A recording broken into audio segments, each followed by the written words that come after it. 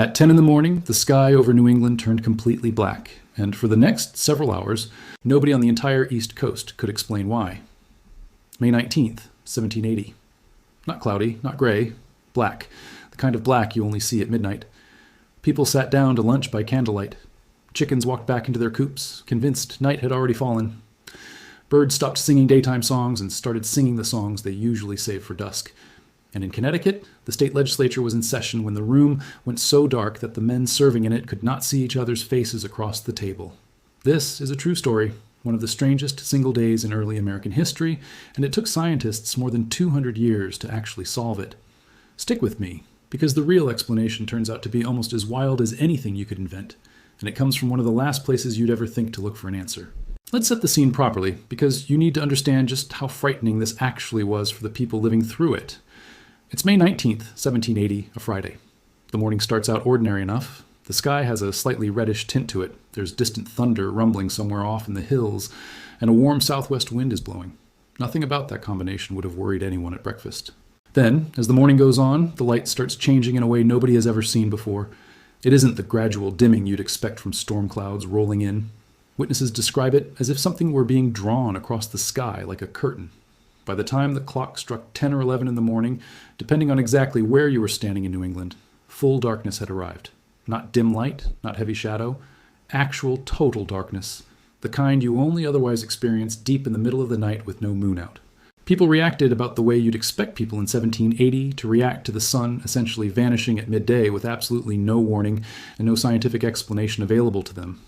Many were terrified. This was an intensely religious era, and for a large number of people, the instinctive explanation was that the end of the world had arrived. Church bells rang out across towns. Families gathered together, some praying, some reading scripture by candlelight, genuinely believing they might be witnessing the biblical end times described in their faith. One farmer in Massachusetts wrote afterward that he feared it was the day of judgment itself. Courts that were in session that morning adjourned, since jurors and judges alike could no longer see well enough to conduct any business. Farmers called their livestock in from the fields because the animals themselves seemed confused. Cows returning to the barn on their own, chickens roosting for the night hours early, and by several accounts, whippoorwills and other night birds that usually only call after sunset were heard singing in the middle of the day. Flowers that normally stay open through the afternoon were reported to have folded their petals closed, exactly the way they would at the end of a normal day. Schools sent children home early because teachers could no longer see well enough to hold class. And in more than one town, people simply stopped whatever they were doing entirely and gathered outside their homes, uncertain whether they should be frightened, praying, or just waiting to see what would happen next.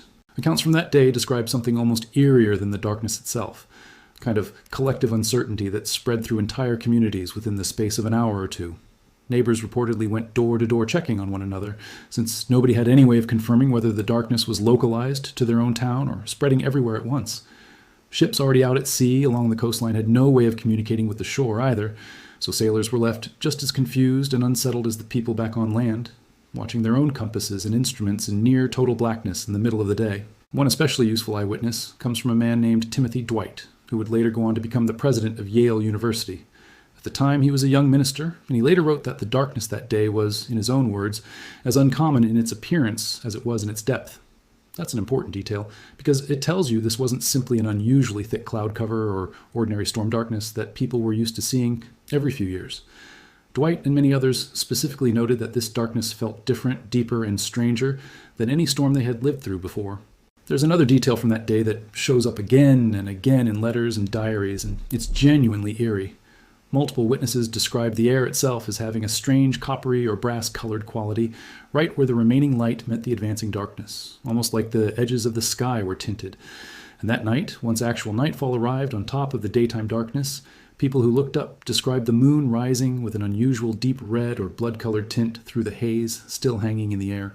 A geographer from Boston named Jeremy Belknap wrote a letter describing the smell in the air that day as similar to a malt house or a coal kiln, meaning it smelled distinctly of smoke and burning. He also noted that nearby bodies of water appeared covered in a strange dark residue, almost like soot had settled onto the surface. People collected rainwater that day and noticed it looked dirty, discolored, carrying visible dark particles in it. Now here's where it gets interesting. Because in the days and weeks that followed, newspapers up and down the coast were absolutely flooded with theories, trying to explain what had just happened. Some people speculated it might have been a solar eclipse. That explanation got ruled out almost immediately, because astronomers of the era were perfectly capable of calculating eclipse timings, and there simply wasn't one scheduled anywhere close to that date. Others guessed it might have been some kind of unusual thunderstorm, but the darkness didn't match the pattern of any storm system moving through, and it lasted for far longer and far more completely than any storm on record. There was also speculation about volcanic activity, since large volcanic eruptions were already known by that point in history to sometimes darken skies from a distance. But nobody could point to any documented eruption happening anywhere in the world around that exact time. And later, historians who specifically checked the volcanic record confirmed there was nothing on the books that year that could account for it. Some contemporaries even floated more dramatic explanations, various forms of divine intervention, cosmic omens, or simply an event beyond human understanding entirely.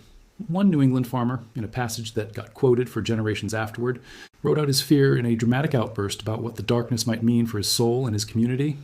For decades afterward, this remained a genuine unsolved mystery.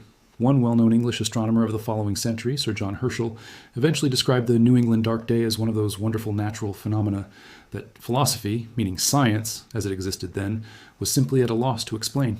A Harvard professor named Samuel Williams, who took the event seriously enough to actually document it scientifically at the time, estimated that the area affected by the darkness stretched across more than 150,000 square miles, covering large parts of New England and reaching up into what is now eastern Canada. That is an enormous area for any single localized event to affect, which is exactly why the mystery stuck around for so long. Whatever had happened, it wasn't small, and it wasn't limited to one town or one valley. It was regional, and it was severe enough that literate, educated people who were actively trying to record and understand the natural world around them still couldn't figure out what had caused it using the tools available to them at the time. And for well over 200 years, that's basically where the story sat. An unexplained historical oddity, remembered mostly through old diary entries, sermons written afterward reflecting on the fear people felt that day, and a handful of poems written decades later by writers fascinated by the strangeness of it. It became one of those events tucked into the corners of American history, interesting, undeniably real, but stubbornly unexplained. The breakthrough finally came in 2008, and it came from a place nobody would have guessed to look: tree rings. A team of researchers, led by a scientist named Richard Guyette at the University of Missouri's Tree Ring Laboratory, decided to approach the mystery from a completely different angle than anyone had tried before. Instead of relying only on old letters and diaries, which is what everyone before them had done, they went looking for physical, hard evidence buried inside the trees themselves. Here's how that actually works, and it's honestly a clever bit of science. When a forest fire burns through an area but doesn't fully kill a tree, the heat can damage or kill a section of the living tissue just underneath the bark, called the cambium. Years later, sometimes even decades later, the damaged bark can fall away, revealing an old wound frozen in the wood itself. When researchers cut into or core through a tree and look at its growth rings under a microscope, that old fire injury shows up as a distinct scar, often with a layer of charcoal on the outer edge and a buildup of resin around the damaged area. Because trees add one new ring for each year they're alive, scientists can count backward through the rings and pin down almost exactly which year a particular fire scar was created. It's essentially reading a tree's own private diary of every fire it ever survived, written in a language that took researchers years of practice to learn how to read accurately. Guyette himself, who has spent much of his career working in this exact field, has described the process almost like unlocking a vault of information the tree has simply been sitting on, quietly, waiting for the right person to come along with the right instruments and enough patience to read it. Guyette's team traveled north into the Algonquin Highlands region of southern Ontario, Canada, along with several surrounding areas, and they went looking specifically for fire scars dating to the year 1780, and they found them. At one site, more than half of an entire township's worth of forest showed clear evidence of having burned that year, covering an area of well over 9,000 hectares just at that single location. At two additional sites within Algonquin Provincial Park, somewhere between 40 and 2/3 of the sampled trees carried fire scars dating to that exact same year. This wasn't a small, contained brush fire. This was evidence of a massive regional wildfire event burning across a huge stretch of what is now Ontario in the very same year the Dark Day happened, hundreds of miles upwind of New England. Some trees at these sites had clearly survived only because of small quirks of geography, sitting on a rocky bluff near a river or in an open sandy patch with very little surface fuel nearby to keep the fire burning close to their base, which is exactly the kind of detail that tells researchers a fire was intense and widespread rather than small and contained. The researchers didn't stop there either. They cross-referenced the tree ring evidence with actual weather records and historical accounts from that spring. It turns out 1780 was also a drought year across that part of Canada, which would have left the forest unusually dry and primed to burn intensely once a fire got started. On the morning of May 19th itself, contemporary weather notes describe a low-pressure system moving through, along with a southwest wind, exactly the kind of weather pattern that could pull a massive column of smoke up into the higher atmosphere and then carry it hundreds of miles south and east, directly over New England. Combine that smoke with existing fog and low cloud cover already sitting over the region that morning, and you get a genuinely plausible explanation for total sudden darkness spreading over such an enormous area, all without needing any eclipse, any undiscovered volcano, or anything else exotic to explain it.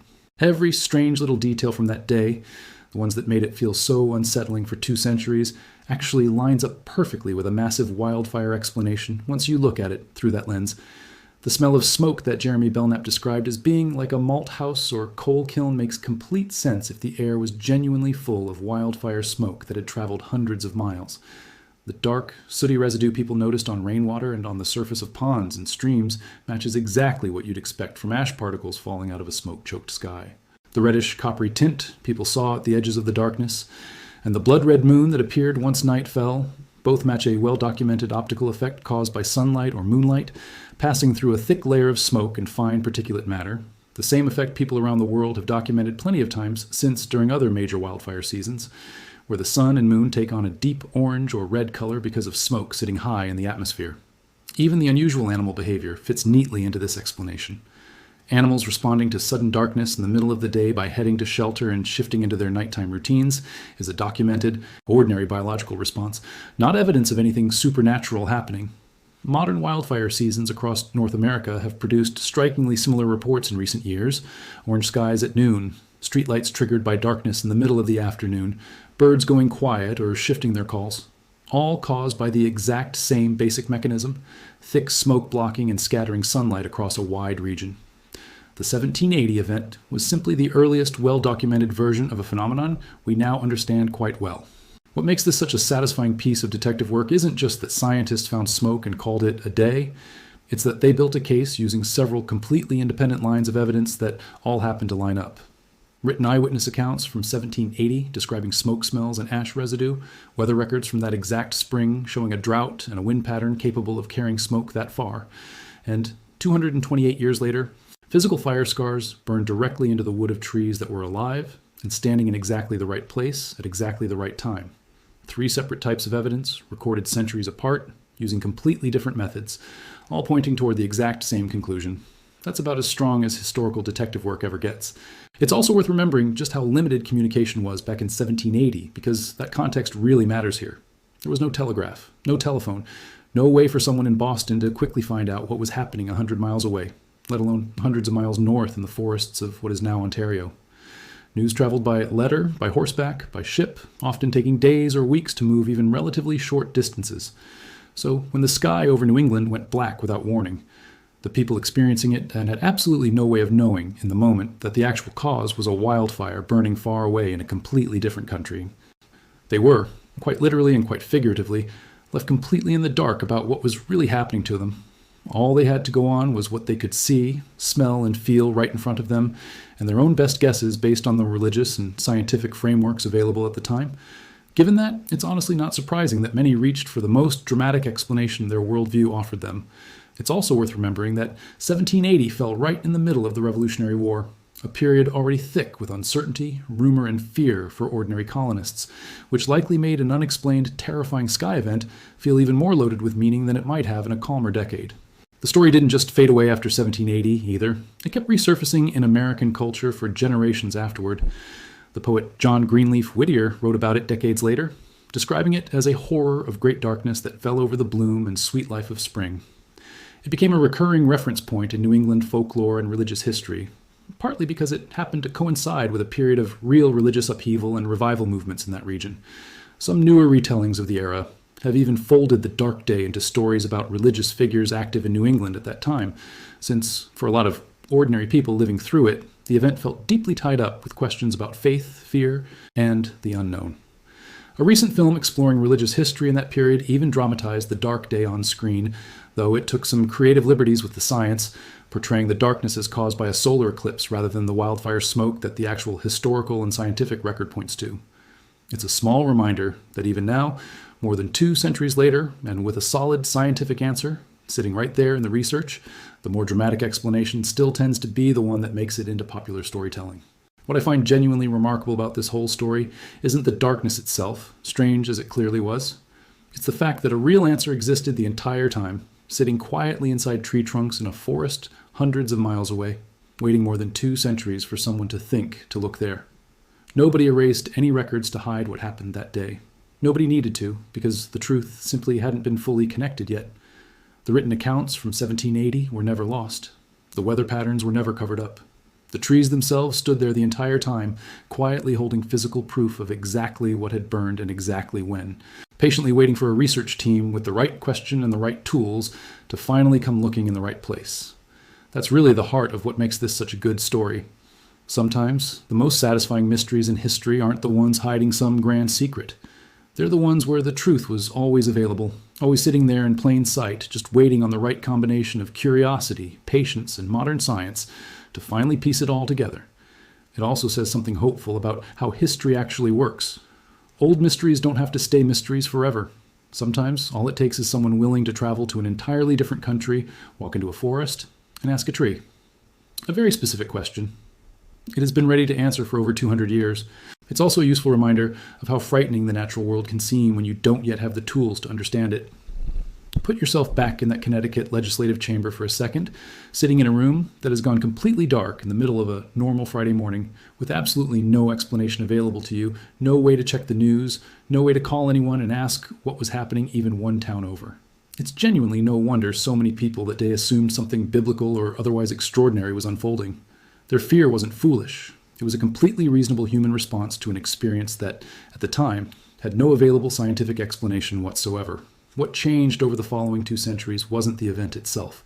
What changed was our ability to actually go back and read the evidence the world had quietly been holding on to the entire time. Think about how many other strange, unexplained moments in history are probably sitting in exactly the same position right now, not secretly hidden by anyone, just waiting for the right scientific tool to come along, the right researcher to ask the right question, and the right patch of forest, ice core, or sediment layer to finally give up its answer. So the next time somebody brings up the New England dark day of 1780 as some kind of unsolved mystery, you can tell them the real story. The sky really did turn completely black at 10 in the morning. People really did light candles for lunch, and animals really did head back to their shelters early, thoroughly confused about what time it was. Court sessions really were interrupted because nobody could see well enough to keep working. But the cause wasn't an eclipse, and it wasn't anything supernatural either. It was smoke, an enormous amount of it, rising off a massive wildfire burning through the Algonquin highlands of southern Ontario during a drought year, caught by exactly the right wind and pressure pattern, and carried hundreds of miles south to blanket an entire region in darkness for most of a day. And more than 2 centuries later, the trees that lived through that very fire were still standing there, carrying the scars, quietly waiting to finally tell their side of the story to anyone patient enough to ask. If you enjoy stories like this one, where the strangest parts of history turn out to have real, satisfying explanations, once someone finally goes looking properly, stick around, because there are plenty more of these buried in the historical record, each one waiting for its own version of a tree ring laboratory to come along and crack it open.